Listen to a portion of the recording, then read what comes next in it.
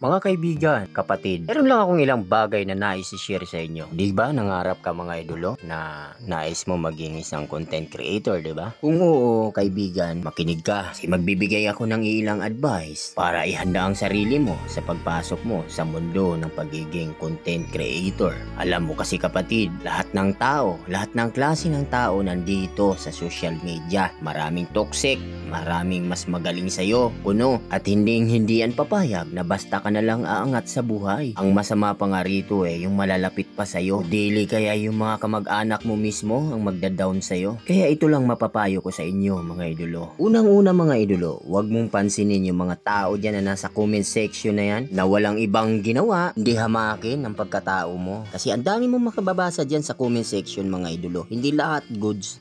Mas madalas pa nga, napakasama ng mga comment ng mga yan. Yun bang tipong pag nagsalita mga idolo, akala mo naman napakagaling ng mga to. Tapos malaman-laman mo, palamunin lang naman pala ng magulang. Tapos yung iba dyan mga idolo, ang sasama ng comment, tapos mag-check mo yung profile nila, mga nakalak naman ito. So, mga duwag, di ba? At ito pa ang napapansin ko mga idolo, wag na wag mong hilingin sa tao na ipalo ka nito. Hayaan mo sila mismo ang magpalo sa iyo mga idolo. Dahil yung nagpalo sa iyo, yun talaga yung solid na supporters mo. Tapos mga idolo, wag na wag mong kakalimutan ang mga taong grabe ang suporta sa inyo mga idolo. Dahil alam mo kung bakit mga idolo, yan taong yan ang makakasama mo hanggang dulo. Kaya mahalin at alagaan mo yung mga followers mo na grabe ang suporta sa iyo. May mga tao kasi mga idolo na nandyan lang kasi nagbabaka sakali na makakuha ito ng kung anong bagay man mula sa iyo. Ops, teka lang, baka iba na naman yung nasa isip nyo mga idolo. Baka mamaya dahil dito sa sinabi ko magluloko kayo. Kasi mamaya nahal mo nga yung followers mo tapos doon ka pa tumira sa bahay nito. Kung yun yung nasa isip mo kapatid, maling-mali yun ha. Yan ang wag na wag nyong gagawin. Lalo na kung ikaw ay isang pamilyadong tao na. Matuto kang makontento kung ano ang binigay sa iyo ng Diyos. Huwag kang papadala sa bugso ng damdamin. Ops, teka,